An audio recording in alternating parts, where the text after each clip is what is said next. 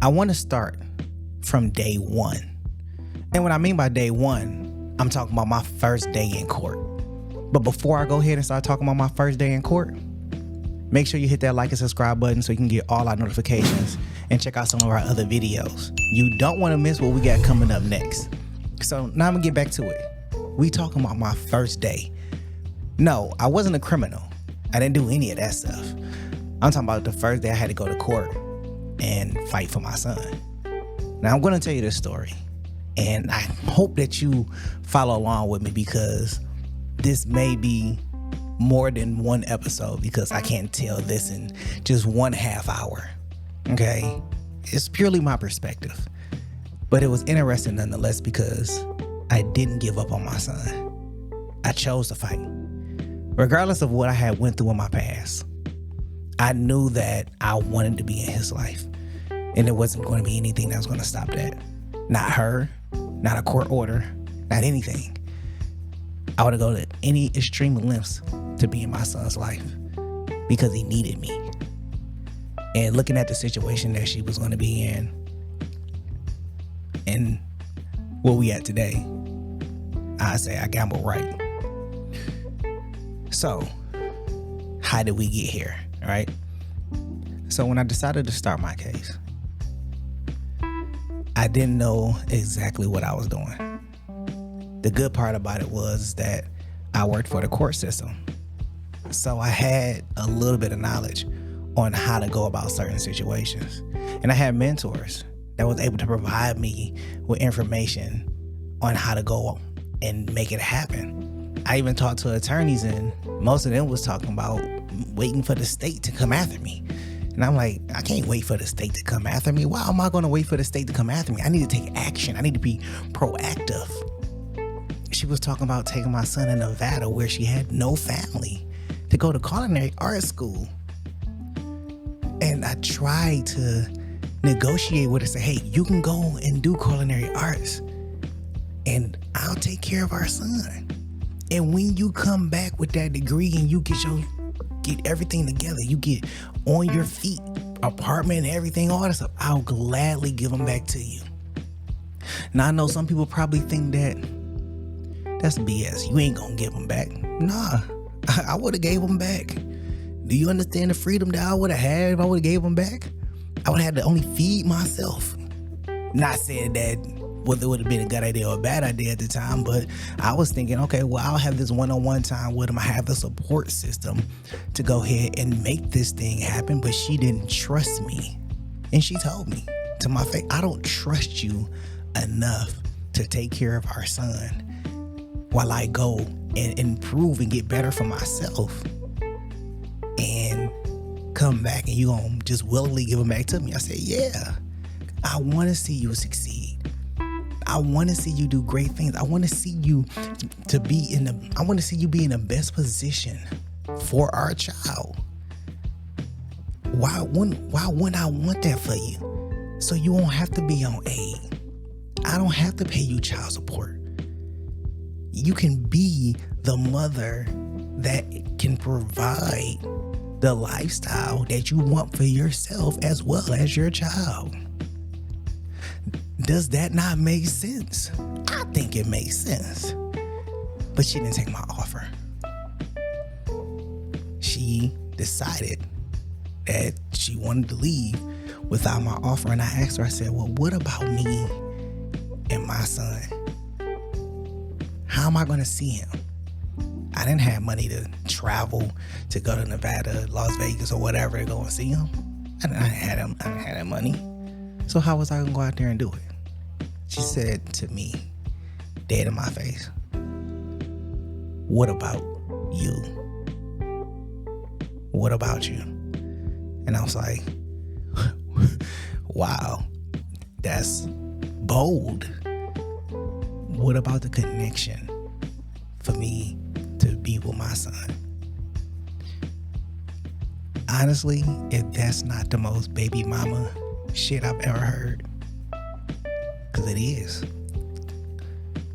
You're telling me that you rather go to another state and struggle with a child, maybe struggle with a child. She probably would have got on aid, whatever the case is. But you wanted to go to another state, struggle with a child, and maybe have a possibility of actually succeeding,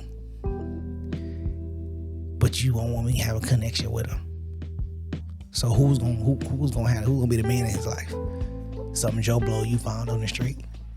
Who's gonna be the man in his life? You know, your father wasn't there. You know, you didn't have the best leading example of a father. But you know the value of having a father in a life. We all understand the value. But yet the man is taken out of the equation. And then you have these horrific statistics that happen, right? So let's go ahead and get into it. So there was one point in time where I went and I sent paperwork up to the state of Michigan asking them to start my case. She brought him to me and let him stay with me for 6 months. And during the time that he stayed with me for those 6 months, I had got a 2-bedroom apartment because I didn't know whether she was coming back or not. I had ended up getting me a car. I went ahead and enrolled him in school. I had him in daycare. I did all the things that I was supposed to do to make sure that he was going to be able to start the next year in school, and I had a good support system, whether he was with my parents or he was in daycare when I was at work. Paid for it and everything.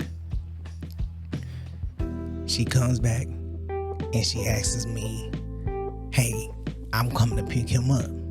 And I'm like, wait a minute. What's going on? She said, well, don't let me call the police. Now, for any man that ever had custody of their kids without the court system, for the mother to come back and say, don't let me call the police. I want my kids. The first thing that runs to your mind is you don't even want them problems. Now, so we can sit there, we can argue all day long. We can go back and forth. But for the job that I had, I didn't want to lose my job by being in jail over the weekend because she wanted to come back and get our son. What kind of justification as a black man whose name is not on a birth certificate, okay, what I would have had if the police would have showed up to my door saying, is this your son? I'm gonna say yes. Where's your proof? Now, I did have a paternity test that proved that he was mine. Had I thought about it, I would have argued the fact and said, no, he's not coming with you. Fight me for him in court. But I had already had the case initiated, started. Court date was coming. But I didn't want to argue. I let him go. 3 days later, I get a phone call. I didn't even get a phone call. 3 days later, I call her and I said, hey, I ain't heard from you in a while. Is everything good? Like, where y'all staying at? Because I was worried. Come to find out, she moved into a shelter. I'm going to paint this picture for you. Imagine your kid, whether you're the mother or father, and you have to pick your kid up from a warm bed, hot meals, and everything to go and live in a shelter. What sense does that make? Help me understand. If you feel like that was the smartest thing to do, I question your judgment. There's no way I would have let my son go and live in a shelter at all. Once I found that out, this prompted me to go ahead and file my motion to get my court date to happen earlier because she was living in a shelter, which they granted. We go and we see the referee. Okay. So when we walk in the building, first of all, when we walk in the building, I didn't walk in with her, but when I walked in, we had to, go through intense security because obviously I ain't never been in child support court before. So child support, those kind of one of them court situations where you may get killed before you even walk into the referee because you messing with a person's money. Flat out. Okay. So I go in and we go into this back room and we talk to these people. So I'm talking to the lady. I guess it's like they little case establishment or whatever it was called at the time, case evaluation, whatever it was called. But I know they were social workers or whatever. So I go back there and I talk to the lady and she talking about it looks like here that you got an abuse case. Abuse case? I'm like, lady, I work for the government. Why would I have an abuse case? Help me understand. Why do these people want to try to get you caught up? Matter of fact, it was another black person at that, a black woman at that. You're accusing me of having a domestic violence case and realize after going back and forth for 10 minutes that it wasn't even my case. It wasn't even mine. It was associated to me because it was my dad's case. But you tried to put it on me because he was paying child support. I was linked under his child support. So, but me and my dad don't even have the same last name. So how the hell your stupid ass put me? Yeah, I wish you would recognize me on this show. How would your stupid ass sit here and look at the goddamn computer and try to put it on me like it was like I'm the one that got the domestic violence case? And I'm telling you, I don't have a case.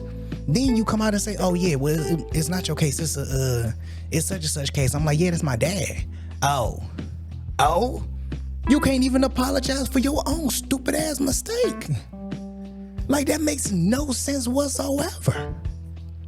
Now, I'm not questioning the ability of the people now, but I'm talking about what had happened back in 2008, 2009. I mean, y'all literally tried to sit here and demonize me for some shit I didn't even do. And I'm real passionate about this because I don't like false allegations or accusations made against me and my name ain't even on a warrant. First of all, how you even see that crap? No, what access do you have to the lien system or whatever police database that y'all got access to even try to associate that with my name? You already trying, you gonna tell, what you gonna do, tell the referee, like, yeah, he got a domestic violence case, his son don't need to be with him, and they ain't even mine? What kind of reporting is you doing? Did you even look my stuff up before you even brought me back there to have a conversation? Now, I can't speak for what they're doing now, but I can tell you this, make sure, when you decide, if it's your first day going down there, make sure you got your stuff together. Make sure you got your receipts, you got documentation, you got everything, because don't walk down there barefoot, don't walk down there pockets empty, don't walk down there without anything. You just never know what's gonna happen. Just remember one thing. It's not about you, it's for the benefit of the child. So always keep that in your mind, is that it's for the benefit of the child, because if you don't keep that in your mind, you're gonna mess up somewhere down the line and it's gonna cost you way more than if it would have if you had just kept all your ducks in a row. I'm just gonna be honest with you, okay? Give me a moment, because just think about it is get my blood boiling and get my blood pressure up. I'm gonna have to get my blood pressure down, okay? Now, we sat there in that lobby for a little bit, watching people go in and out. I done heard boyfriend and girlfriend. I wouldn't even say boyfriend and girlfriend, but baby mama, baby daddy drama going on in there. One dude called his girl a B or whatever like that, and they was about to fight in the lobby. I'm like, bro, it's live in here. When I say it's live, it is live. And I'm just sitting and I'm nervous. My heart is racing. My hands is sweaty because I don't know what to expect. I wasn't educated on this. It's one of those feelings that you have where you're trying to calm your nerves down, but you can't because the anticipation on what this referee is about to say is going to get you wrapped up. And your mind is spinning and whirling, and I wouldn't wish this feeling on nobody. And I've been in several different courtrooms for tickets, and primarily for tickets. But it's just that intense feeling of like, dang, I want to be able to tell my side of the story. Am I gonna be able to tell my side of the story? Is the person gonna listen? Like, what? You just don't know. So we finally get called up, and we go into the courtroom. Well, technically, yeah, we go into the courtroom because she was there on the first day. So we go into the courtroom, and we in front of a referee. So the referee calls the case, and it was an empty courtroom. There was probably like 4 people in there, and I'm just sitting there. I'm standing there at the podium, and I'm thinking like, yeah, I got this in the bag. I filed my motion. We here and everything. So the referee, he doesn't even talk to me. So he talks to her first, asks about her living situation, and then he talked to me about the motion I filed and everything. I'm like, yeah, I filed a motion because she told me she's living in a shelter, and he was living with me for 6 months. Clearly, him living with me for 6 months didn't matter, and me having an apartment and support system and none of that stuff matters. I'm just gonna be 100% honest with you. When I was going to court, none of that stuff mattered, dude. It didn't matter. It didn't matter that I took care of him for 6 months. It didn't matter that I put him in daycare and I was paying for it. It didn't matter that I was being a responsible parent. It didn't matter. So he asked me how much I made. So I'm thinking, this is gonna be like the nail in the coffin, right? Oh, he's the breadwinner. Obviously, he has the money to take care of him. So I tell what my salary was at the time, and I told him where I worked at or whatever. So I'm thinking that's gonna give me a leg up. Nope, no leg up. She come back. She say she make like $5,000 a year, and I kind of scoffed at that. Like, what you mean you make $5,000? That don't even make sense. That's less than. How do you make $5,000 a year? That is less than poverty. She had like this little book with her, like she had all her finances in there that she was gonna put on display, and I'm like, nah, bro. Nah, we ain't, I don't believe that. And the judge was like, well, not the judge, the referee. Referee was like, well, y'all gonna have to go to Fame. What is Fame? What the hell is that? So Fame, and he was like, if you had a problem with it, you could file an objection within like 10 days. It's like, all right. So I'm like, so he was like, well, M&G, you're gonna have to pay $400. What? What you mean $400? Told her, ma'am, you gonna have to pay $0. Like, you got a problem with it, file your objection. I couldn't believe what I heard. There's no way in this God-given world you're gonna tell me that I have to pay $400 for mediation, because that's what Fame is. It's family something, mediation something. You want me to pay $400 for mediation, and she pays nothing for mediation? What kind of joke is that? Is a sick joke. You understand? A sick joke. Think about that. I make the money. I put all the things that I needed to put in place in her absence, because she dropped him off, then picked him up and irresponsibly took him to a shelter, and I have to pay $400 for Fame. Wow. this is the system that we have in place. And I can't even speak to whether it's still going on now. So you're gonna have to chime into the comments and let me know if it's still happening now. But at the time, it was $400. Now, and am I completely against it? Yeah, I am. I thought it was unfair.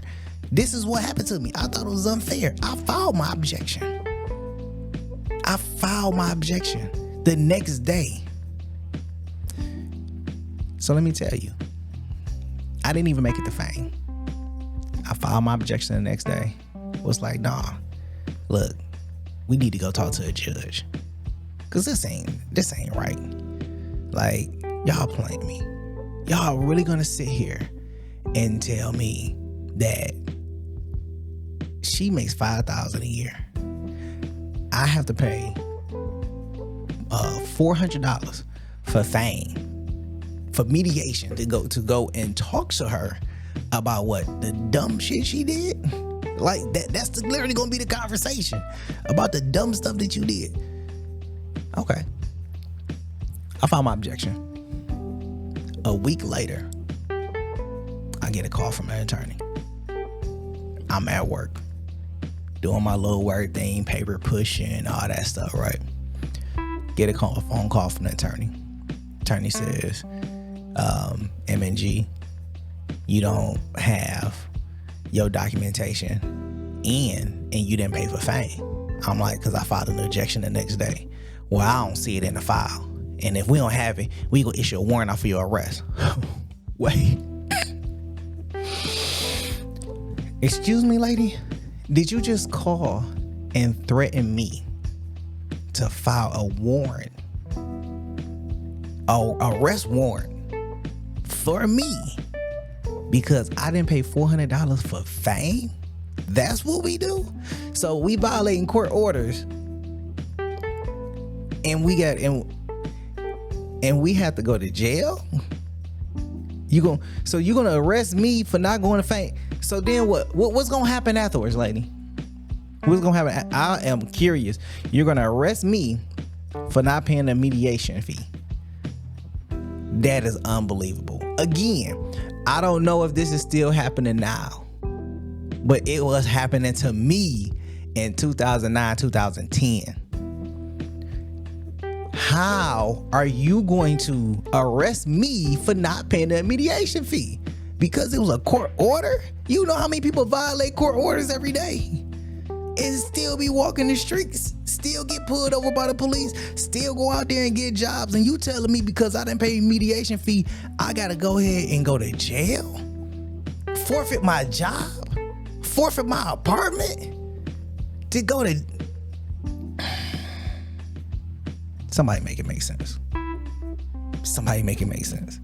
Because it wasn't making sense back then to me. I don't know if they still doing that. I hope not. That is, yeah, that's wild to me. But how the case is, that's what happened. And she filed my objection. She found my objection in a file. And we end up going to the second court date. I'm not going to get into the second court date. There was a few court hearings that she did not show up to. Actually, it was 3 court hearings that she didn't show up to. It was 3. And I'm going to say that story for the next one. So we're going to have a part 2 to this story. And I'm going to tell you about my second day in court. And I'm going to tell you how all of it happened. Detail for detail. What I was going through. What I heard. The best way to combat this, and I'll tell this to anyone, don't have kids. Whether you married or not, don't have kids. I ain't even trying to reduce the population of the world. I'm really not. I mean, there's enough people out there that's gonna do it for you, but if you want to have kids, make sure you have kids with somebody that actually love you, that care for you. So here's a few things to avoid. Don't have kids. If you do decide to have kids with somebody that loves you. If you also decide to have more kids, have it with one person. Make sure you're married to that person that you're going to have kids with. And make sure you do everything to make sure that your relationship works. make sure you have communication. Make sure you have trust. Don't step outside your relationship. I can be honest with you. Divorce is a headache. Child support is even worse. Add on top of that alimony. See, the problem is that when people go out here decide to have kids, or if they have kids because it's a mistake or whatever the case is, a lot of people don't think about the financial aspect that goes behind that. And the financial aspect is always a lot worse when you're breaking up, because the person gets spiteful and then they want to take you down to child support court. If you get a divorce, you can probably walk away, maybe not paying alimony, but you're not gonna walk away from paying child support. So there goes that. And it's just not worth the headache, honestly. I mean, kids are precious. They're beautiful. But it's only good when, you have two dedicated parents willing to be with each other and raise a child together. When you have that, it's beautiful. But when you have these kids out of wedlock, when you have these kids and the parents, believe that they was loved, felt they was in love, and they end up growing apart, or whatever the case is, however it happened, I'm not trying to castrate anybody. I'm just giving you my point of view, my perspective. But we always have to do what's in the best interest of the child. When we start to get away from that, I think that's when we start to lose sight of what the whole purpose of why I had kids in the first place. Even if whether it was planned parenting or it was not planned at all, because my son wasn't planned at all. But I decided to step up, even though it was unplanned. And for all the fathers out there that are stepping up, I appreciate you, and I commend you on the job that you're doing. For all the fathers out there trying to get in their kids' lives, keep the fight up. Use the court system as a tool. Check out all my videos that I'm putting out here, because I'm trying to give this game away for free. I don't want to charge you for any of this stuff. And I want to hope that my story inspires you to go out there and fight to be in your kids' lives. Regardless of all the hate that you got to go through, regardless of whatever, fight and fight hard, because they need you. I am the proof that I needed my dad in my life. I turned out good because I had a lot of father figures, but I needed my dad in my life, and my son needed me. I can't say where he would have been, or where I would have been if I wasn't there. So the last thing that I have to say, and then I'm gonna let y'all go. Okay. Be there as much as you can, in whatever capacity you can. Be there. It's Fair with Mr. Nice Guy. I'm your host, MNG, and I'll see you on the next recording. Peace.